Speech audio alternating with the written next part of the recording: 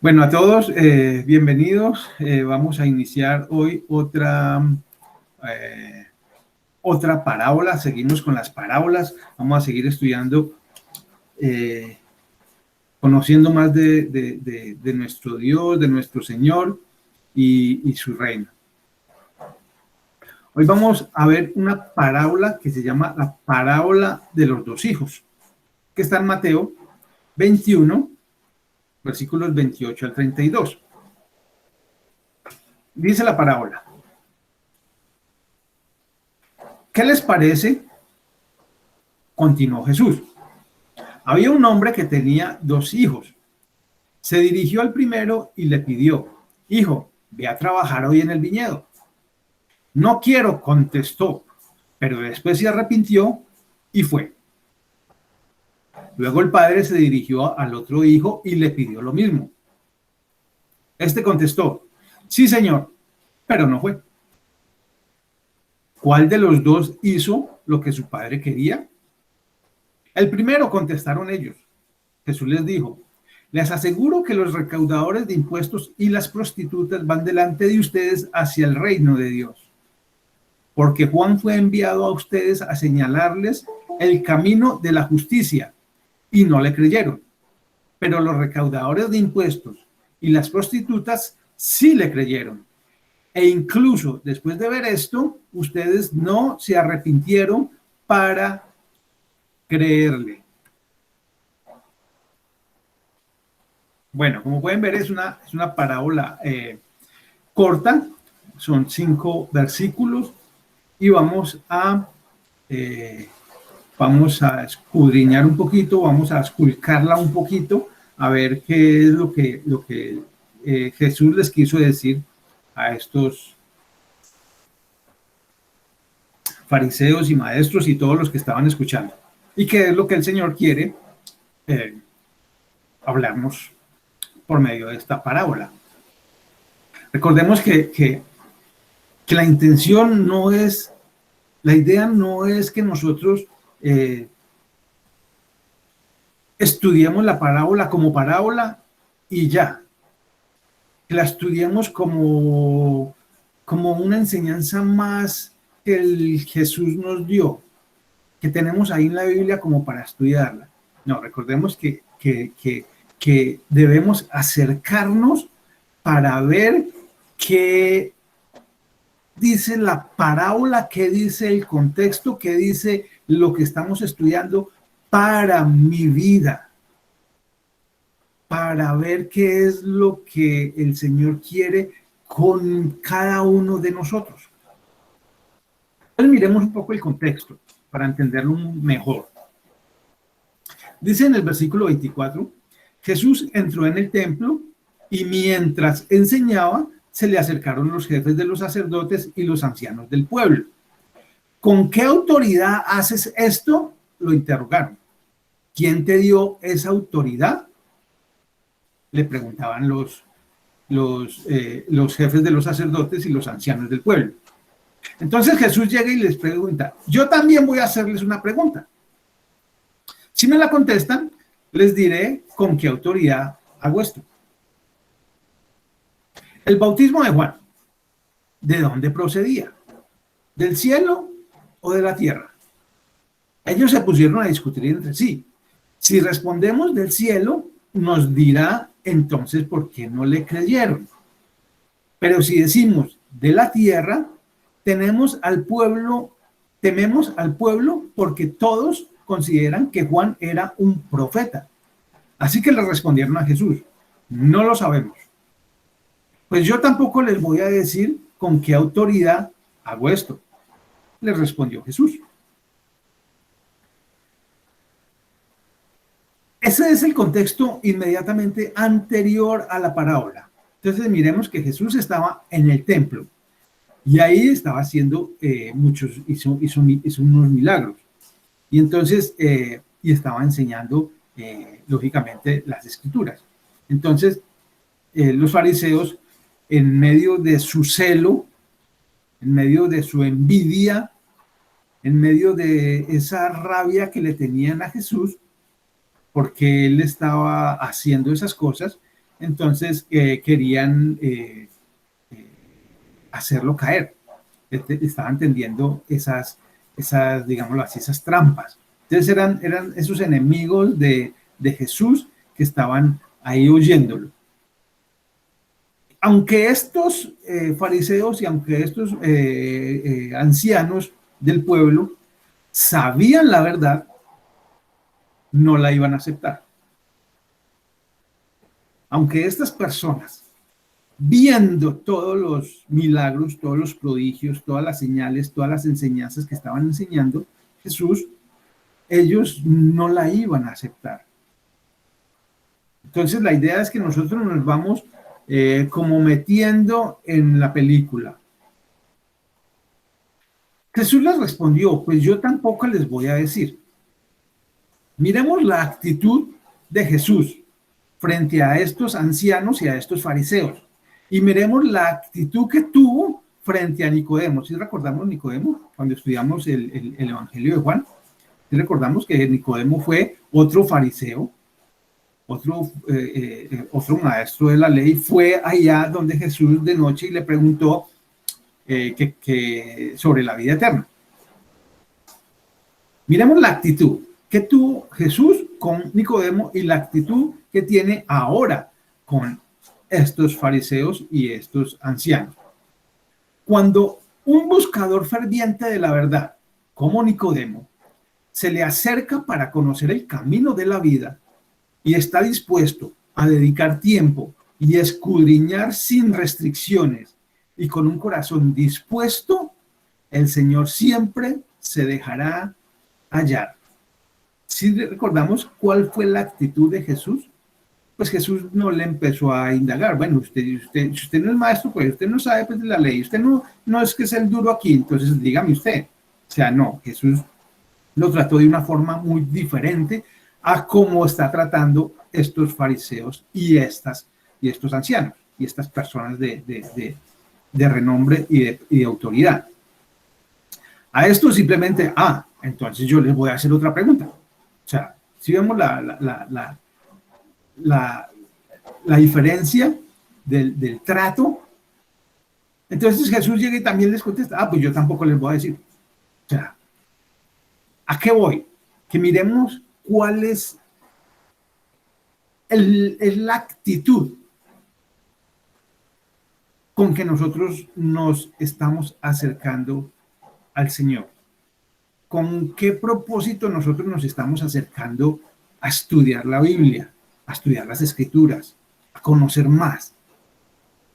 Pero a los que se acercan con una intención mundana, como puede pasarnos a nosotros, y perversa de querer conocer al Señor por sus propios medios, o sea, por nuestra propia voluntad, haciendo nuestras propias cosas y pensamientos, con una intención de interés y beneficio propio, Dios no se deja hallar. Entonces, ¿con qué intención yo me estoy acercando al Dios? ¿Para que me bendiga? Recordemos que el Señor conoce todas nuestras intenciones, las intenciones del corazón, y conocen todos nuestros pensamientos. O sea que al Señor no podemos mentirle. No podemos sacarle excusas. Nos estamos acercando al Señor para que nos bendiga en el trabajo, en el hogar, en la casa, con mi hijo, con mi hija, para que nos dé mucho bienestar económico. ¿Para qué me estoy acercando? O sea, ¿para qué? Resulta que el decir y el hacer, recordemos la parábola, siempre tengamos en mente la parábola. Un hijo, o sea, hay dos clases de hijos. Uno dijo, no voy, pero fue. El otro dijo, no voy. Suerte, no voy por allá. Entonces hay una diferencia entre el decir y el hacer. Esta parábola nos muestra la diferencia entre lo que se dice y lo que se hace. Entre decir y hacer hay una diferencia muy representativa, muy representativa. Mateo 7, versículos 15 al 20, dice: Cuídense de los falsos profetas. Vienen a ustedes disfrazados de ovejas, pero por dentro son lobos feroces. Versículo 16. Por sus frutos los conocerán. No solamente a los falsos profetas, sino a todo discípulo, a toda persona que profesa ser cristiano. ¿Acaso se recogen uvas de los espinos o higos de los cardos?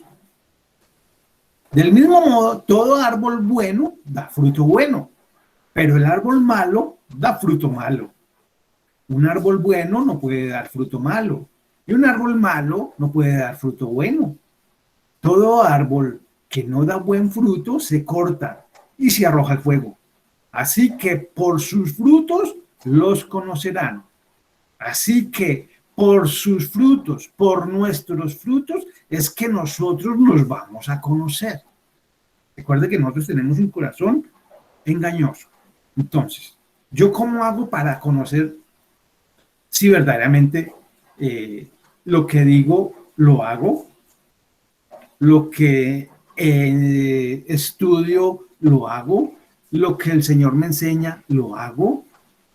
¿Cómo hago para saber si verdaderamente? Porque tenemos la idea de que entonces el fruto que yo estoy dando es dejar de decir o dejar de hacer. Estamos llamados a hacer muchas cosas y llamamos a eso frutos. Entonces yo era qué sé yo, un fornicario, entonces dejé de fornicar, entonces llamo eso un fruto. Y entonces si ve que ya estoy dando frutos,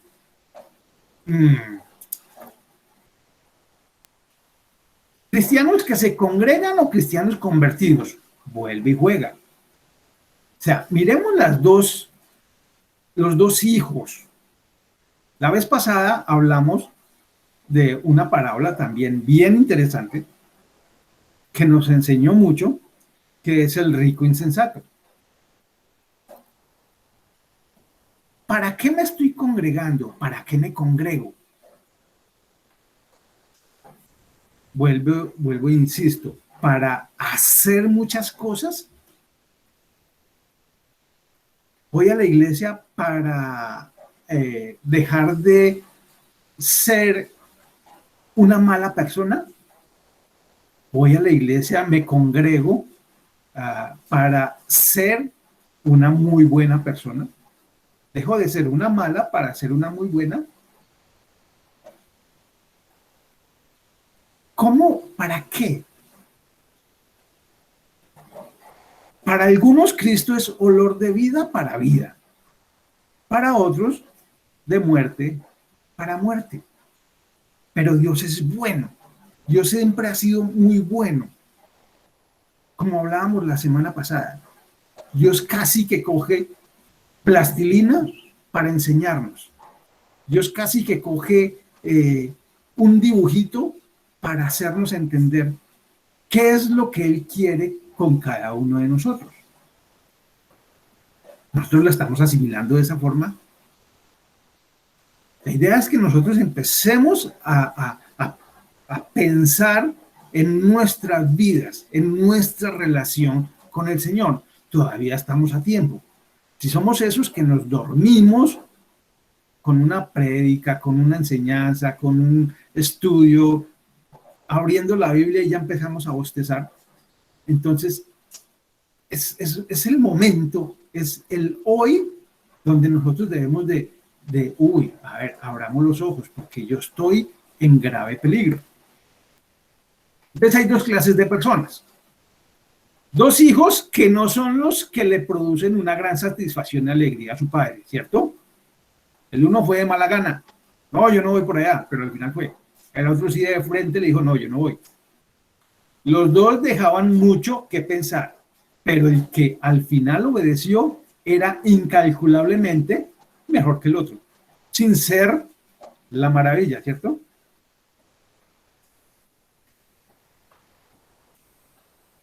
Cristianos que se congregan. mucha flor, mucha hoja, mucho follaje, mucha pompa, mucha, digamos, de esos que se paran al frente, los que más alzan la voz, los que más cara de pastel ponen, los que más se le derrite ese pastel, los que más alardean de su cristianismo, los que hablan más duro, como decía Jesús, los que se paran en las esquinas de las sinagogas y oran grandes horas, largas horas. ¿Cómo soy yo? Isaías 29, el Señor dice, este pueblo me alaba con la boca y me honra con los labios, pero su corazón está lejos de mí. Su adoración no es más que un mandato enseñado por hombres. ¿Qué estoy haciendo yo? ¿Adorando a Dios como Él me ha dicho que lo adore? ¿O como yo he aprendido de acuerdo a mi perspectiva, de acuerdo a lo que yo opino, de acuerdo a lo que me ha enseñado Pepito Pérez? ¿Cómo estoy yo adorando al Señor? ¿O verdaderamente hay mucho fruto en mí? Porque soy de esas personas que a mí lo único que me importa es el Señor. Yo me acerco a las escrituras es para conocer al Señor. Yo estudio es para conocer más del Señor, porque son las escrituras las que me hablan del Señor. Son las escrituras las que me dan testimonio de Él. Ahí es donde yo lo voy a conocer. Esa es la intención mía, conocerlo y adorarlo independientemente de si me da o no me da. Independientemente si recibo su bendición o no. Independientemente de yo lo adoro. De seguro que si esa es mi actitud, yo voy a tener mucho fruto, mucho fruto. Ser diferente como Dios es diferente. A eso el Señor nos ha llamado, a ser diferente. Recordemos cuando estamos estudiando el libro de Éxodo y ahora que estamos estudiando el libro del Levítico en la iglesia, ¿cuál es el llamado al pueblo? ¿Cuál es el llamado al pueblo de Dios? Ahora, nosotros somos pueblo de Dios, ¿cierto? Entonces somos llamados a ser diferentes. El Señor sacó al pueblo de Israel de Egipto y les dice, para donde los voy a llevar, no van a hacer lo mismo, van a ser ustedes un pueblo diferente a como eran en Egipto. Y no van a hacer lo mismo, a tener las mismas costumbres de ese pueblo de Canaán para donde yo los llevo. O sea, van a ser un pueblo diferente, un pueblo. No podemos ser del montón, no podemos ser de ese montón del mundo. Tenemos que tener un camino fijo, un camino ya trazado, un camino que nos lleve a la verdad. Les aseguro que los recaudadores de impuestos y las prostitutas van delante de ustedes. ¿Hacia dónde? Hacia el reino de Dios. ¿Por qué? Decía el versículo 31. ¿Por qué? Porque se arrepintieron, porque oyeron, porque hicieron caso. No eran los mejores hijos, ¿cierto? Pero obedecieron. Fueron al viñedo de mala gana, pero obedeció. O sea, se dieron cuenta. ¿Somos uno más del montón o somos uno diferente? Uno más que cuando nos bautizamos simplemente nos remojamos, nos dimos un chapuzón, nos dimos un piscinazo, simplemente por remordimiento. No, es que me tengo que bautizar porque, uy, sí, no. Porque estoy mal delante del Señor y yo no quiero. Pero a veces en nuestras vidas no pasó nada. O somos uno diferente. Somos de esos que fuimos bautizados para arrepentimiento. Dos cosas bien diferentes, ¿cierto? Remordimiento y arrepentimiento. Ahora, dice, el que hace la voluntad del Padre, en el versículo 31 también. El que hace la voluntad del Padre. Entonces nosotros nos podríamos preguntar, yo hago la voluntad del Padre, ¿cierto?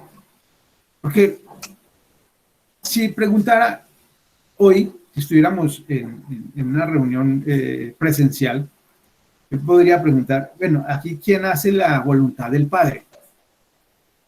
Pues de seguro que todos, ay, todos, yo.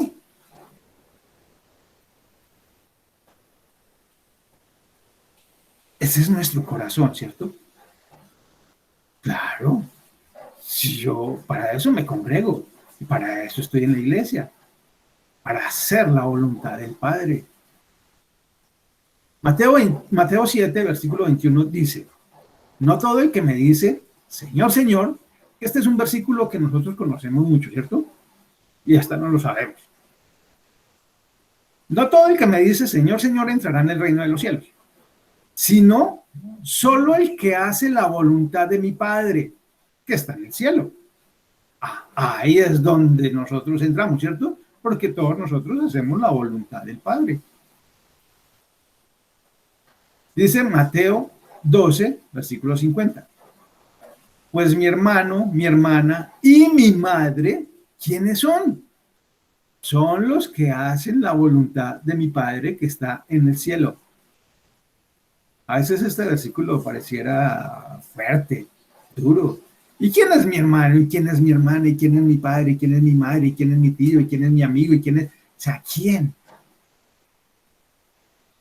Los que hacen la voluntad de mi Padre que está en el cielo, dice el Señor. Es una conversación que tuvo lugar entre Jesús y los principales sacerdotes y ancianos del pueblo, que se constituyeron públicamente enemigos del Mesías y no iban a aceptar de ninguna forma su autoridad. Mateo 25, 21, versículo 23, podemos ver que no iban a aceptar ninguna autoridad. Ahora, la pregunta es, ¿nosotros la aceptamos? La respuesta es sí, ¿cierto? O sea, viva voz. Claro, nosotros la aceptamos. ¿De seguro? La pregunta, el que hace la voluntad del Padre, ¿cuál es la voluntad de Dios? ¿Cuál es la voluntad del Padre para yo poder decir, es que yo la hago? Claro, yo hago la voluntad del Padre.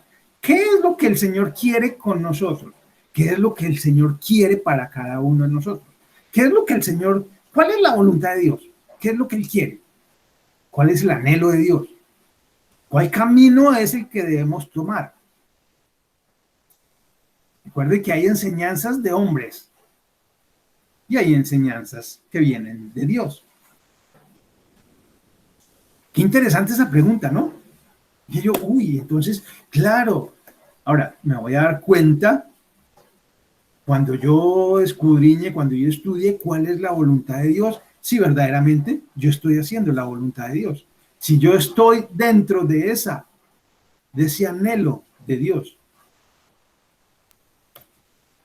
Ahora, la voluntad de Dios. Entonces, ahora sí, metámonos en la Biblia, metámonos en las Escrituras. Segunda de Pedro 3, versículo 9, dice, el Señor no tarda en cumplir su promesa, según entienden algunos la tardanza. Más bien, Él tiene paciencia con ustedes, porque no quiere que nadie perezca, sino que todos se arrepientan. Entonces, primero, el Señor no quiere que nadie perezca. Si no quiere que nadie perezca, Él quiere que todos nos arrepintamos, ¿cierto? Entonces, estoy haciendo, ya encajo ahí, sí, porque yo ya me arrepentí. ¿Se arrepintió? Recuerden, o sea, esto vuelve y juega. ¿Qué es arrepentirse y qué es tener remordimientos. ¿Qué es arrepentirse? Es cambiar nuestra forma de pensar. Es no seguir practicando lo que yo vengo practicando en el mundo, lo que yo estaba haciendo allá en ese Egipto de donde me ha sacado el Señor. Primera de Timoteo, versículo 2, capítulo 2, versículos 3 y 4. Dice, esto es bueno y agradable a Dios nuestro Salvador, pues Él quiere que todos sean salvos. ¿Y qué? Y lleguen a conocer la verdad. Entonces, vamos atando caos, vamos armando como el rompecabezas. Él quiere que todos sean salvos, que todos tengan la salvación, que todos se arrepientan, que todos lleguen a conocer ¿qué? La verdad.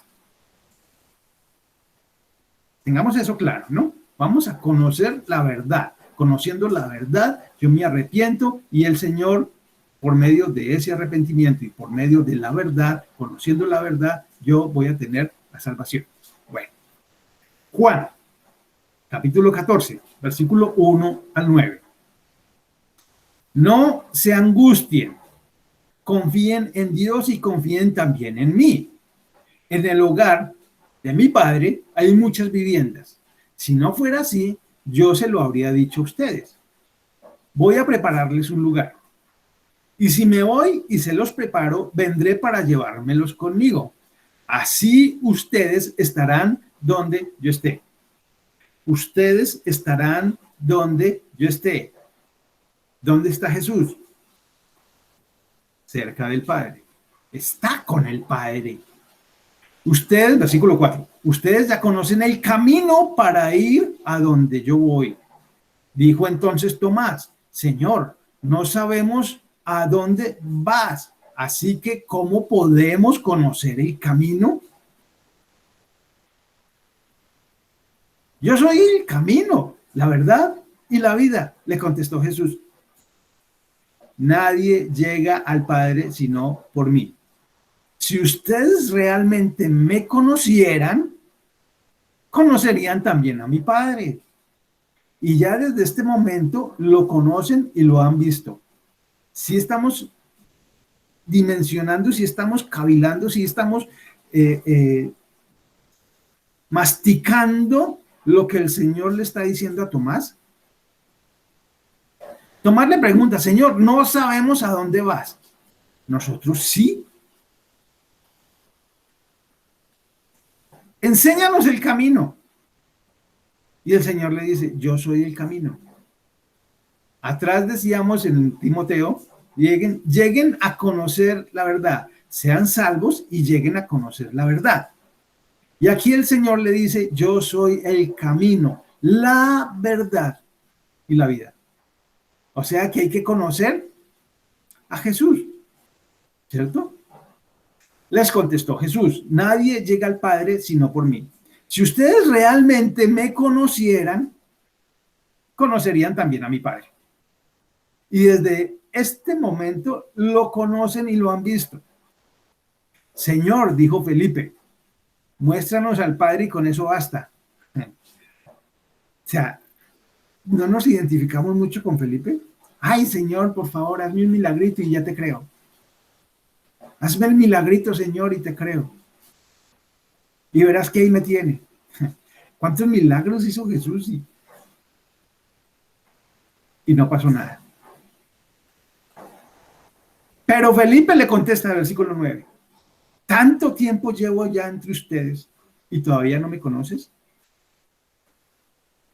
¿Tanto tiempo llevamos nosotros congregados? ¿Tanto tiempo llevamos nosotros estudiando?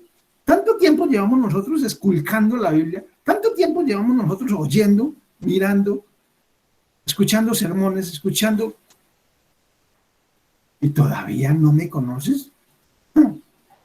El que me ha visto a mí ha visto al Padre. ¿Cómo puedes decirme, muéstrame al Padre?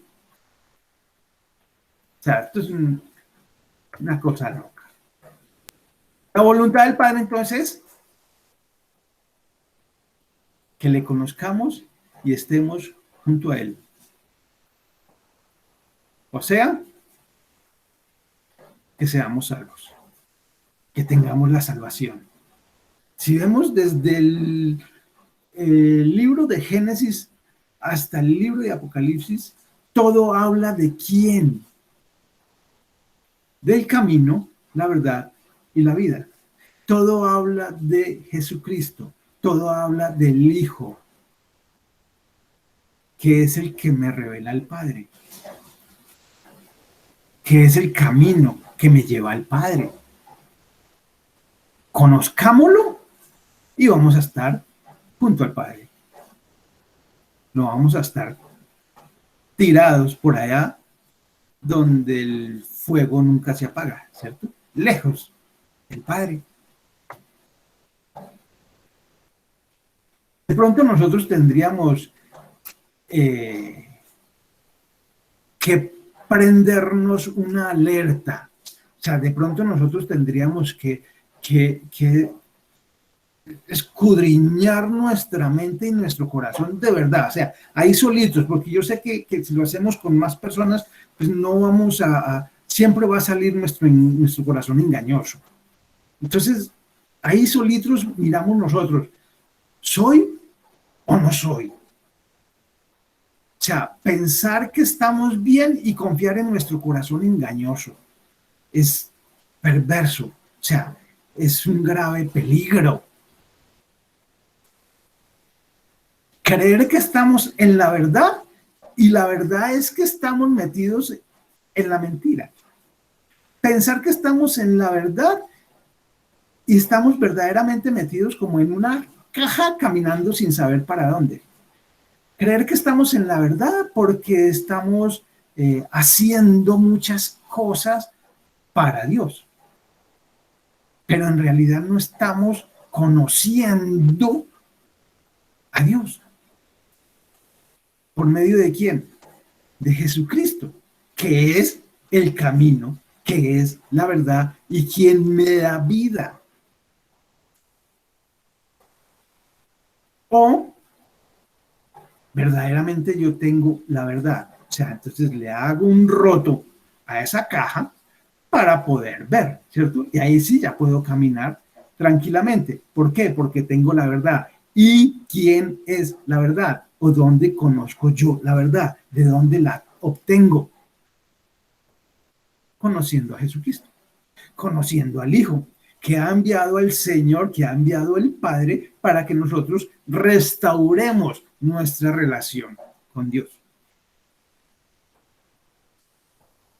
¿Qué clase de hijos somos? Juan fue enviado a ustedes, decía la parábola, a enseñarles el camino de la justicia y no le creyeron. Le decía Jesús a estos ancianos y fariseos y maestros de la ley. ¿Tú crees en Cristo para salvación? ¿Creemos en el Señor? ¿Creemos? Recordemos que ¿qué es creer, no? Esa palabra creer en el griego que es pistis o pisteu, que viene más de fidelidad, de ser fiel a Dios, de conocerlo y acercarnos. No es mucho, no es que en nuestras vidas de cristianos, de discípulos, haya mucho follaje para que la gente pueda ver y mire qué cristiano tan ejemplar tenemos nosotros. ¿Cómo es que nosotros nos podemos dar cuenta de esto? Recuerde que esto no es para que miremos al de al lado, no es para que estemos mirando, mira, ahí sí, ahí le están hablando, no. O sea, no, es para que nosotros nos esculquemos a nosotros mismos. Es para que verdaderamente nosotros, wow, sí, Señor. Claro, yo estaba haciendo un mundo de cosas, tengo un mundo de flores, un mundo de hojas, un mundo de follaje, estoy muy bonito, pero de fruto, pocón, pocón, como dice. Dios es bueno, Dios es bueno, y si hemos notado que todas las parábolas, todas, hemos estudiado ya un mundo de parábolas, y digámoslo así que ya vamos como cogiendo la recta final. Yo creo que faltarán que unas 4 o 5 para ver las más representativas. Entonces, si vemos todas las parábolas, lo que el Señor quiere es que nosotros conozcamos su reino, que conozcamos el reino del Dios, conozcamos al Hijo, que conozcamos qué es lo que Dios quiere con nuestro ser, con cada uno de nosotros. ¿Qué es lo que Dios quiere para nosotros? Cuando nosotros uy, sí, lo que Dios quiere es que yo le ame con pasión, que yo esté cerca de Él y que yo le conozca, nuestras vidas van a cambiar rotundamente. Es otro camino, es otro pensar, es otro sentir, es otra cosa. Y eso no, o sea, uno podría, no, pero es que cuéntame qué se siente. No hay cómo. No hay cómo poder decir, es que esto se siente así, así, así, así. No, eso hay que vivirlo. Y cuando uno verdaderamente está así enamorado, uno quiere más del Señor. Y más, y más, y más. Eso ya es un buen síntoma. Eso ya es un muy buen síntoma. Pero si me da pereza y si va, ay, qué jartera, uy, este man que no, ese man lo duerme a uno, no, es que, ay, qué pereza. Ese es un mal síntoma. Recuerden, nuestra mirada en Jesús, puesta en nuestro Salvador. Dijo, ve a trabajar hoy en el viñedo. ¿Cuándo le dijo el Señor a los hijos que fueran a trabajar? La semana entrante, para mañana a las 6 de la mañana, bueno, a las 10, ¿para cuándo? Hoy. Ve a trabajar hoy en el viñedo. Arrepiéntanse, porque el reino de los cielos está cerca. Mateo 4:17. El reino de los cielos está cerca, está cerca, está cerca. Eso es una muy, muy buena noticia. Muy, muy buena noticia. Oremos. Padre, gracias, Señor. Por este tu mensaje, Padre. Gracias por tus enseñanzas. Gracias, Señor, por explicarnos tantas cosas, Dios, que a veces nosotros pasamos muy rápido cuando las hemos leído, cuando las hemos estudiado, Señor. A veces nos hemos detenido a mirar qué es lo que tú quieres, Señor, con todos y cada uno de nosotros. Por favor, Señor, por favor, danos la gracia, Señor, de poder entender tu palabra. Concédenos ese favor, Señor, por favor, por favor, por favor, Padre. Te lo pido, Dios. Te lo pido, Señor, en el nombre de Jesús. ¿Quién es tu Hijo? ¿A quién has enviado, Señor, para que nosotros podamos conocerte? ¿Quién has enviado, Señor, para que nosotros conozcamos el camino? Para que nosotros tengamos ese camino. ¿A quién has enviado, Señor, para que nosotros tengamos vida? ¿A quién has enviado, Señor, para resucitarnos y darnos vida de ese mundo de perdición donde nosotros estábamos muertos en delitos y pecados? Gracias por tu verdad. Tu palabra es verdad. Guíanos, Señor, en tu verdad. Gracias, Padre. Gracias por todos mis hermanos, Señor, por todos los que se han conectado, Padre bueno. Bendíceles y cuídales. Bendice sus hogares, sus familias, Señor. Habita en medio de ellos. Bendíceles, Padre. Bendice todos nuestros hogares. Te lo pido, Señor. Tu palabra es la mejor bendición que cada hogar puede tener. Que todos los sacerdotes, que todas las familias, que todos los padres Que todas las mujeres, todas las madres puedan correr a ti, Señor. Porque tú nos hiciste iguales para ti, Señor. Nosotros no tenemos diferencias. Tú simplemente los hizo hombre y mujer para que te demos honra, para que te demos la gloria, para que te adoremos, para que te alabemos. Tú eres nuestro Dios. De ti somos, Señor, y a ti te servimos. Y en ti, Dios, en esta noche ponemos toda nuestra confianza. En tus brazos nos abandonamos. Gracias, Padre, te doy. En el nombre de Jesucristo, quien es nuestro Salvador, nuestro Redentor, nuestro Libertador, nuestro buen pastor. Gracias, Padre. A ti sea la gloria y la honra. En el nombre de Jesús. Amén.